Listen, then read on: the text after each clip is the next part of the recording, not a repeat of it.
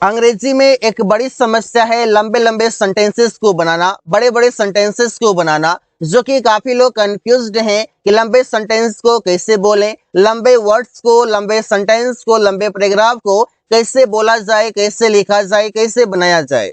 तो मैं आपको बताऊंगा डेली यूज वर्ड्स की मदद से, इन सभी वर्ड्स की मदद से आप लंबे लंबे सेंटेंसेस बनाना सीखेंगे, क्योंकि ये सभी कंजंक्शन है और कंजंक्शन का काम ही होता है कि दो वर्ड को जोड़ना, दो फ्रेज को जोड़ना, दो सेंटेंस को जोड़ना, दो क्लाउड्स को जोड़ना और लंबे सेंटेंस आप बना सकते हैं। तो इस वीडियो में मैं आपको बताऊंगा कि किस प्रकार से प्रॉपर तरीके से आप सेंटेंसेस बनाकर प्रैक्टिस कर सकते हैं, सेंटेंस आप बना सकते हैं, बोल सकते हैं, लिख सकते हैं। एंड और एंड का मतलब है और। अब हम बेसिक से शुरू करेंगे कि किस प्रकार से प्रयोग करते हैं लंबे सेंटेंस को बनाने का। तो एंड का मतलब है और, ये क्या करेगा, किसी वर्ब को जोड़ सकता है, किसी नाउन को जोड़ सकता है। यहाँ पर नाउन है जो कि आप कह सकते हैं ये सब्जेक्ट है, फिर एंड होगा, फिर यहाँ नाउन है तो फिर ये सब्जेक्ट होगा, और ये जो वर्ब आएगा ये प्लुरल वर्ब होगा और यहाँ पर ऑब्जेक्ट होगा। एग्जाम्पल देखिए, अमन और सुमन मैच खेल रहे हैं। तो अमन और सुमन दो हो गया, इस वजह से ये वर्ब प्लुरल होगा। तो Aman and Suman are playing the match. यहाँ पर एंड क्या किया, अमन और सुमन को जोड़ने का काम किया। मैं और प्रिया किताब पढ़ रहे हैं, तो कैसे बोलेंगे, आई एंड प्रिया, मैं और प्रिया आर रीडिंग द बुक, किताब पढ़ रहे हैं। तो इस तरीके से आप बना सकते हैं। और का मतलब है या फिर आप बोल सकते हैं अथवा। इसका प्रयोग सेम तरीके से करते हैं जैसे कि नाउन, फिर और, फिर नाउन, वर्ब, ऑब्जेक्ट। अब यहाँ पर जो ये नाउन है ये भी सब्जेक्ट है, ये जो नाउन है ये भी सब्जेक्ट है। और अब ये जो वर्ब है ये वर्ब आएगा यहाँ पर सिंगुलर, क्योंकि ये और क्या करता है, दोनों में से किसी एक की बात करता है, और एंड दोनों की बात करता है। दोनों की बात करेगा तो प्लुरल और किसी एक की बात करेगा तो सिंगुलर। जैसे रमेश या अमन ने पैसे चुराया है, तो यहाँ पर आप समझिए कि किसने पैसे चुराए, किसी एक ने। यहाँ पर इस प्रकार से हो जाएगा कि रमेश और अमन हैज स्टोलन मनी। रमेश या अमन ने पैसे चुराया, मतलब किसी एक ने चुराया है। तुम या रोहन किताब खरीदा, यू और रोहन बॉट अ बुक। तो इस तरीके से आप सेंटेंसेस बना सकते हैं और की मदद से। बट और बट का मतलब है लेकिन, सिवाय, बल्कि, आप इस तरीके से प्रयोग करते हैं। अब देखिए बट का प्रयोग आप कैसे करेंगे। पहले तो आप देखिए कि किसी वर्ड से आप जोड़ रहे थे, अब यहाँ पर हम देख रहे हैं कि सेंटेंस को जोड़ रहे हैं, क्योंकि ज्यादातर हम सेंटेंस को जोड़कर लंबे सेंटेंस बनाते हैं। ऐसे वो बहुत ईमानदार हैं, ये एक सेंटेंस हो गया, लेकिन वो समय पर नहीं आता है। तो आप लंबा सेंटेंस बना लिए, यहाँ से वो से लेकर के हाई तक है, बड़ा सेंटेंस है, इसे कैसे बोलेंगे। वो बहुत ईमानदार हैं, ही इज सो ऑनेस्ट, लेकिन but he doesn't come on time, वो समय पर नहीं आता है। तो आप इस तरीके से बोल सकते हैं, he is so honest but he doesn't come on time. मेरे पास एक कार है लेकिन मेरा भाई ले गया। आई हैव अ कार, मेरे पास एक कार है लेकिन, बट माई ब्रदर टूक अवे, मेरा भाई ले गया। तो इसे ही आप प्रयोग करते हैं। फिर बट का अगला मीनिंग है सिवाय या अलावा के, जैसे कि इसका प्रयोग करेंगे सब्जेक्ट, वर्ब, ऑब्जेक्ट, फिर बट, फिर अदर वर्ड। इससे मैं बाजार के सिवाय कहीं भी जा सकता हूँ। आई कैन गो एनीवेयर, मैं कहीं भी जा सकता हूँ। बट मार्केट का मतलब हो गया सिवाय बाजार के। यहाँ पर बट का मतलब है सिवाय या अलावा। वो कुछ भी कर सकता है सिवाय पढ़ने के, मतलब वो पढ़ नहीं सकता, बाकी कुछ भी कर सकता है। He can do anything but a study. तो इस तरीके से आप प्रयोग करके सेंटेंसेस कई सारे आप बना सकते हैं, कोई दिक्कत नहीं है। बट का मतलब है बल्कि, जो कि आप एक क्लाउज को लेंगे। क्लाउज क्या होता है, एक सब्जेक्ट और एक वर्ब होता है। सब्जेक्ट और वर्ब अगर है तो ये क्लाउज है। इसके बाद बट आएगा, फिर अदर वर्ड आएगा। जैसे यह पेन नहीं बल्कि पेंसिल है, तो इट इज अ पेन, आप बोल सकते हैं कि यह एक पेन है। यहाँ पर यह पेन नहीं बल्कि पेंसिल है। It is a pencil, it is not a pen but a pencil. It is not a pen, यह पेन नहीं है, बट लेकिन, या बल्कि, आ पेंसिल, ये पेंसिल है। रमेश शिक्षित नहीं बल्कि अशिक्षित है। Ramesh is not educated but uneducated. इस तरीके से आप बोल सकते हैं। स्टिल या इवन नाउ दोनों का मतलब है अभी भी या आज भी, जिससे आप प्रयोग करते हैं subject helping verb still main verb object से। फिर दूसरा तरीका है, यहाँ पर आप इवन नाउ प्रयोग करने का सेंटेंस है और लास्ट में आप प्रयोग करेंगे इवन नाउ। मतलब इवन नाउ प्रयोग करेंगे तो सेंटेंस के लास्ट में, और अगर स्टिल प्रयोग करेंगे तो हेल्पिंग और मेन वर्ब के बीच में। इससे वो अभी भी सो रहा है, तो कैसे बोलेंगे, he is still sleeping. Sleeping main verb है और इज हेल्पिंग वर्ब है। तुम लोग अभी भी मैच खेलते हो, you play the match even now. तो ऐसे ही सेंटेंसेस आप बना सकते हैं, you play the match even now, तुम लोग अभी भी मैच खेलते हो। वाइल प्लस वी1 आईएनजी, जिसका मतलब है कि कोई काम करते हुए, कोई काम करते हुए यहाँ पर मीनिंग आ रहा है। और कोई काम करते हुए का मतलब है कि जब दो काम एक साथ हो, जब दो काम आप एक साथ कर रहे हैं तो उसमें, इससे कि सेंटेंस आएगा, फिर वाइल प्लस वी4 प्लस ऑब्जेक्ट होगा। मैं बाजार जाते हुए उससे बात कर रहा था, I was talking to him, मैं उससे बात कर रहा था वाइल गोइंग टू मार्केट, बाजार जाते हुए। रमेश टीवी देखते हुए खाना खा रहा है, Ramesh is eating food, Ramesh खाना खा रहा है वाइल वॉचिंग टीवी, टीवी देखते हुए। यहाँ पर आप देख सकते हैं कि वाइल के साथ वी4 आ रहा है और इससे आप लंबे सेंटेंस बनाने में भी कामयाब हो रहे हैं। नो सुनर हैड और इसके बाद आएगा यहाँ पर देन, जिसका मतलब होगा ही था। आप प्रयोग कैसे करेंगे, सेंटेंस के शुरू में ही आप प्रयोग करेंगे नो सुनर हैड, इसके बाद आप एक सेंटेंस का प्रयोग करेंगे। इससे मैं पहुंचा ही था कि वो आ गए। तो no sooner had I reached, मैं पहुंचा ही था कि दे केम, वो आ गए। तो मतलब ये कि आप यहाँ पर एक सेंटेंस लगाएंगे, फिर एक यहाँ पर देन लगाएंगे और फिर आप यहाँ पर एक क्लाउज बोल सकते हैं, तो ये भी बेटर रहेगा। हम सोए ही थे कि बारिश आ गई, no sooner had we slept, हम सोए ही थे कि द रेन कैम, बारिश आ गई। तो इस तरीके से आप प्रयोग करके सेंटेंसेस बनाएंगे। अगला जो वर्ड है वो है as yet, till now, by now, so far, और इन सभी का मतलब है अभी तक बोल सकते हैं या आज तक बोल सकते हैं।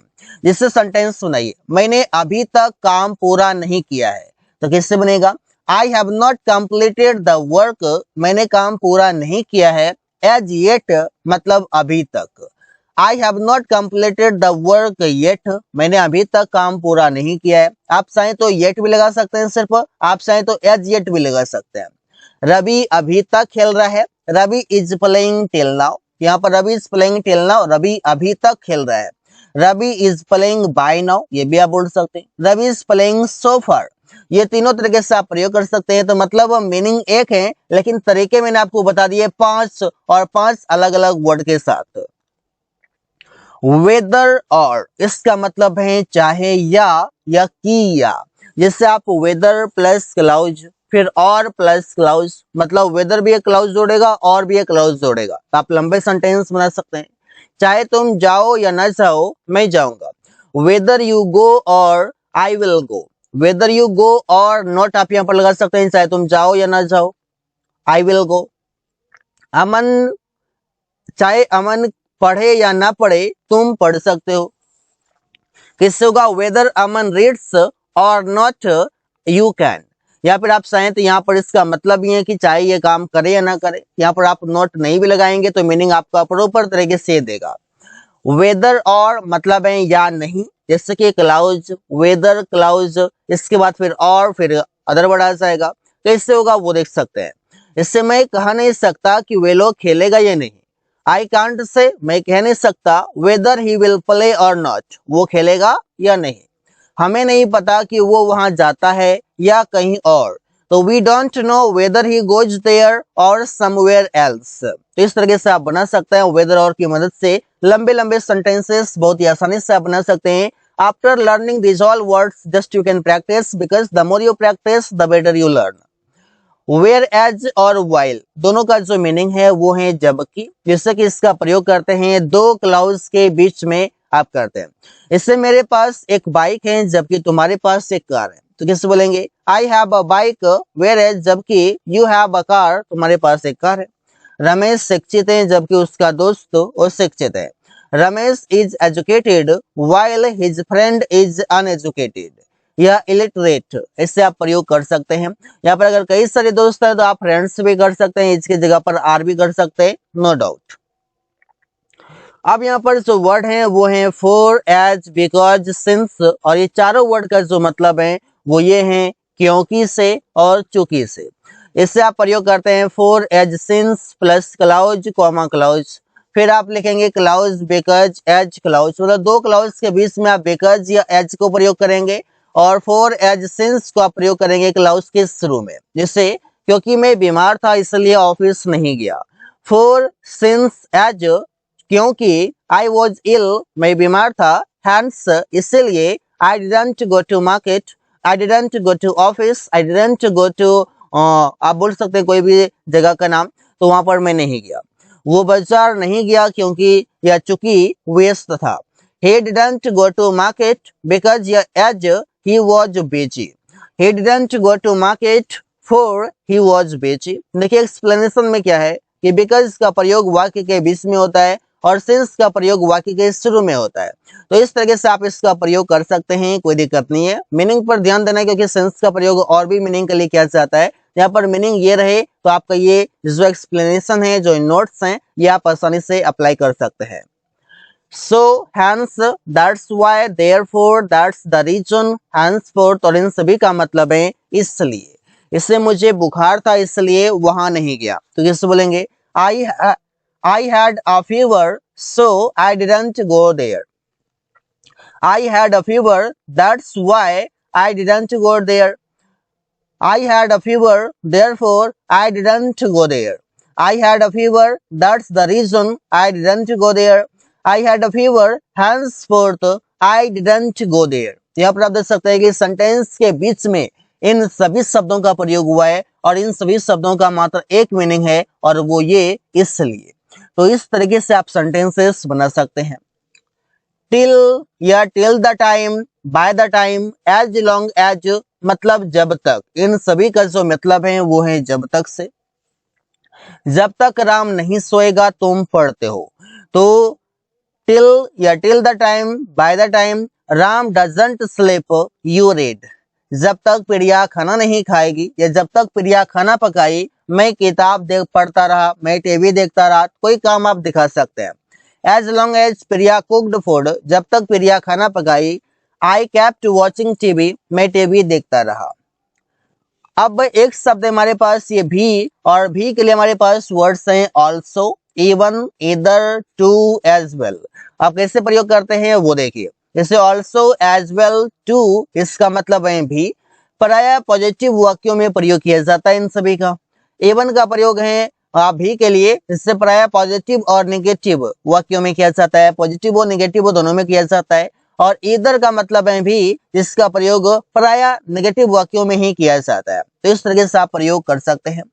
पॉजिटिव सेंटेंस में आप इन सभी शब्दों का देखिए, जैसे कि मैं भी वहां जाता हूँ, आई ऑल्सो गो देयर, आप बोल सकते हैं I go there too, I go there as well, even I go there. तो इस तरीके से आप प्रयोग करेंगे। नेगेटिव वाक्यों में देखिए इधर और इवन का प्रयोग, जैसे कि मैं भी वहां नहीं जाता हूँ, even I don't go there, I don't go there इधर। रमेश भी बहुत ईमानदार है, even Ramesh is so honest, Ramesh अभी बहुत ईमानदार है, तो रमेश इज सो ऑनेस्ट इधर।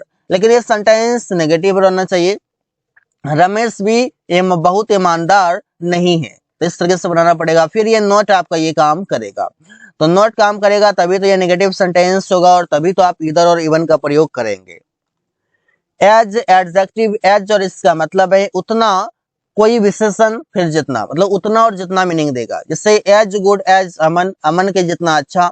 As tall as Suman, Suman के जितना लंबा। एज रेड एज ब्लड, मतलब ब्लड के जैसा लाल या जितना लाल। As beautiful as Priya, Priya के जितना खूबसूरत या सुंदर। As big as his house या होम, उसके घर के जितना बड़ा। तो इस तरीके से आप प्रयोग करेंगे। आप सेंटेंस में देख सकते हैं एज का प्रयोग कैसे करते हैं। जैसे कि एज का मतलब है के नाते, और इसका प्रयोग करेंगे एज आ के बाद कोई नाउन, क्लाउज, फिर क्लाउज। यहाँ पर देखिए क्लाउज आएगा। इससे एक शिक्षक होने के नाते मैं तुम्हें लक्ष्य के बारे में बताना चाहता हूँ। एज अ टीचर, एक शिक्षक होने के नाते I want to tell you about goal, मैं तुम्हें लक्ष्य के बारे में बताना चाहता हूँ। वो मेरा भाई होने के नाते कार ले सकता है, एज अ ब्रदर, एक भाई होने के नाते, he can take my car, वो मेरा कार ले सकता है। तो आप देख सकते हैं ना कि बड़े बड़े सेंटेंसेस आप किस तरीके से बना सकते हैं, वर्ड्स को जोड़ करके, क्लाउज को जोड़ करके, सेंटेंस को जोड़ करके। एज सुन एज या द मोमेंट, इन सभी का मतलब है जैसे ही। As soon as plus clause comma clause आएगा, जिसे जैसे ही उसने बोला मैंने दे दिया। As soon as he spoke, जैसे ही उसने बोला आई गेव, मैंने दे दिया। जैसे ही वो आया रमेश रोने लगा। द मोमेंट ही कैम, जैसे ही वो आया Ramesh began to weep, Ramesh रोने लगा। एज सुन एज पॉसिबल, और इसका मतलब है जितनी जल्दी हो सके। प्रयोग कैसे करते हैं वो देखिए। जैसे एज सुन एज पॉसिबल के बाद कोई भी आप क्लाउज लिख सकते हैं। जितनी जल्दी हो सके यहाँ आओ। As soon as possible come here, जितना जल्दी हो सके उससे पैसे दो। As soon as possible give him money, तो ऐसे ही सेंटेंस आप बनाते हैं। अगला है एज और एज का मतलब है के तौर पर, जिससे कि आप क्लाउज लिखेंगे, फिर एज आप फिर एक नाउन लिखेंगे। मैं मैनेजर के तौर पर काम कर रहा हूँ। I am working as a manager. Aman वकील के तौर पर कोर्ट में है। Aman is in the court as an advocate. तो इससे आप सेंटेंसेस बनाकर प्रैक्टिस कर सकते हैं, क्योंकि जितना आप प्रैक्टिस करेंगे उतना आपके लिए बेहतर होगा। एज एडजेक्टिव एज, और उसका मतलब है उतना जितना। जैसे सब्जेक्ट होगा helping verb not, as adjective as, फिर एक नाउन आएगा। रमेश अमन जितना लंबा नहीं है। Ramesh is not as tall as Aman. तुम आकाश जितना तेज नहीं हो। You are not as intelligent as Akash. Riya Priya जितना सुंदर नहीं है। Riya is not as beautiful as Priya. तो इस तरह के आप सेंटेंसेस कई सारे आप बना सकते हैं एज की मदद से। एज फॉर एज, और इसका मतलब है जहां तक, जिससे कि इसका प्रयोग करने के तरीके हैं। एज फॉर एज एक क्लाउज होगा, फिर कॉमा एक क्लाउज होगा। जहां तक मैं जानता हूं वो ईमानदार है। As far as I know he is honest. जहां तक मुझे पता है वो स्कूल में है। As far as I know he is in the school. तो इसे आप सेंटेंसेस कई सारे आप बनाकर प्रैक्टिस करेंगे। एज वेल एज, और इसका मतलब है साथ ही साथ। इससे प्रयोग करते हैं सब्जेक्ट एज वेल एज, एक नाउन आएगा या प्रोनाउन आएगा, फिर एक कॉमा, फिर वर्ब, फिर अदर वर्ड। मैं साथ ही साथ मेरा भाई भी यहाँ काम करता है। I as well as my brother work here. Ramesh साथ ही साथ अमन भी यहाँ है। Ramesh as well as Aman is here. तो इससे आप सेंटेंस को एक बार सोचने की आप कोशिश करेंगे और प्रैक्टिस करेंगे, ये सीखना बहुत ही आसान हो जाएगा। नोर या नीदर, नहीं वो भी नहीं, तो किससे बोलते हैं, एक सेंटेंस आएगा, फिर नीदर या नोर, फिर प्लस हेल्पिंग वर्ब, फिर एक सब्जेक्ट आएगा। वो बाजार नहीं गया, मैं भी नहीं गया। He didn't go to market, वो बाजार नहीं गया। Neither did I, मैं भी नहीं गया। इस तरीके से करके तुम अंग्रेजी नहीं सीखा, रमेश भी नहीं सीखा। तो you didn't learn English, nor did Ramesh. तो इसे ही सेंटेंस बनाए जाते हैं। Although या दो, even though, even if, इन सभी शब्दों का मतलब होता है यद्यपि, भले ही, हालांकि। और इसका आप दूसरे पार्ट में इसको जोड़ते हैं even then, yet, still, however, then also, और इन सभी का मतलब होता है तब भी, इसके बावजूद भी, फिर भी। ये कहीं ना कहीं मतलब इसका एक ही है, अलग अलग शब्दों का प्रयोग हुआ है। भले ही तुम मुझे पैसे मत दो, फिर भी मैं तुमसे पैसे मांगूंगा। Even if you don't give me money, then also, मतलब फिर भी, I will ask for money to you. Although you don't give me money, yet I will ask for money to you. Though you don't give me money, still I will ask for money to you. इस तरह से प्रयोग होता है। हालांकि मैं गरीब हूँ, फिर भी उसका पैसे से मदद करने की कोशिश करूंगा। Although I am poor, yet I will try to help him with money. तो इससे आप सेंटेंस सुनाते हैं। I hope you all are getting these all words because these all are very important for every English learner because these are used in daily life. सच मतलब है इस तरह का या ऐसा। सब्जेक्ट आएगा, इसके बाद वर्ब, सच प्लस नाउन आएगा, और वो नाउन प्लुरल होगा।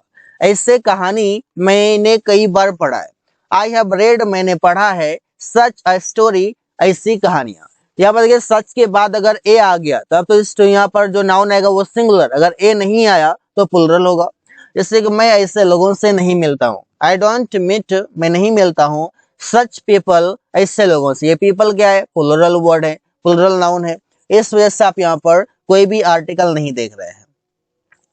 सच एज, और इसका मतलब है जैसे कि, सेंटेंस आएगा, फिर सच एज आएगा, फिर डॉट डॉट डॉट में फिर एटीसी आएगा। मतलब सच एज का प्रयोग उस तरीके से होता है जैसे कि आप एक प्रयोग करते हैं फॉर एग्जाम्पल के रूप में, उदाहरण के तौर पर। मेरे पास कई सारी चीजें हैं जैसे कि कंप्यूटर, मोबाइल, कैमरा, कार इत्यादि। तो आप अंग्रेजी में बोलेंगे I have many things such as a computer, a mobile, a camera, a car etc. तो सच एज के बाद आप एक एग्जाम्पल के रूप में कोई भी चीजों को शो करा सकते हैं। एज का मतलब है जैसा, या के तौर पर, या के नाते। इससे आप बोलते हैं जैसी आपकी मर्जी, तो आप बोलेंगे एज यू विश, जैसा आपने कहा मैंने किया। आई डिड, मैंने किया। एज यू सेड, जैसा आपने कहा। तो इस तरीके की वाक्य आप बड़े आसानी से बना सकते हैं। अगला वर्ड है एज इफ या एज दो। इससे करते हैं जैसे कि मानो या जैसे कि, ये वर्ड्स हैं, इसका प्रयोग करते हैं जैसे कि क्लाउज है, फिर एज इफ या एज दो प्लस क्लाउज आएगा। रोहन अंग्रेजी बोलने लगा जैसे कि वो अंग्रेज हो। Rohan started speaking English as if he is an Englishman. Aman काम करता है मानो लेबर हो। आप यहाँ पर काल्पनिक सेंटेंस बना रहे हैं। अमन वर्क्स, अमन काम करता है मानो एज दो ही इज अ लेबर, वो लेबर हो, वो मजदूर हो। इधर और, अब ये देखिए कैसे जोड़ता है, या तो ये या तो वो। प्रयोग करने के दो तरीके। पहला तरीका तो ये है कि इधर के बाद आप एक क्लाउज को जोड़ सकते हैं, और के बाद एक क्लाउज को जोड़ सकते हैं। दूसरा तरीका है कि इधर के बाद आप कोई नाउन या प्रोनाउन को जोड़ सकते हैं, और के बाद भी आप कोई नाउन या प्रोनाउन को जोड़ सकते हैं। इसके बाद एक वर्ब आएगा, फिर एक ऑब्जेक्ट आएगा। इससे देखिए यहाँ पर सेंटेंस में कि या तो पैसे दो या तो सामान रखो, तो कैसे होगा, ये दुकानदार बोल सकता है। इधर गिव मनी और पुट द प्रोडक्ट। या तो रवि या तो अमन बाजार गया। इधर रवि और अमन वेंट टू मार्केट। यहाँ पर इधर के बाद यहाँ पर एक वर्ड है, और के बाद भी एक वर्ड है, और यहाँ पर क्या है, इधर के बाद एक सेंटेंस है, इंपरेटिव सेंटेंस है ये। नीदर योर, नीदर नोर का मतलब है न ये न वो। इससे कि नीदर के बाद एक क्लाउज आएगा, फिर नोर के बाद भी एक क्लाउज आएगा। जैसे नीदर प्लस नाउन या प्रोनाउन, नोर प्लस नाउन या प्रोनाउन, वर्ब ऑब्जेक्ट। न रवि न अमन काम किया। नीदर रवि नोर अमन वर्कड। न सुमन न रमेश कमरा साफ किया। Neither Suman NOR Ramesh cleaned the room. तो ऐसे ही वाक्य बनाए जाते हैं। अगला वर्ड है सो दैट, और इसका मतलब है ताकि से। जैसे कि सेंटेंस आएगा, फिर सो दैट आएगा, फिर सेंटेंस आएगा।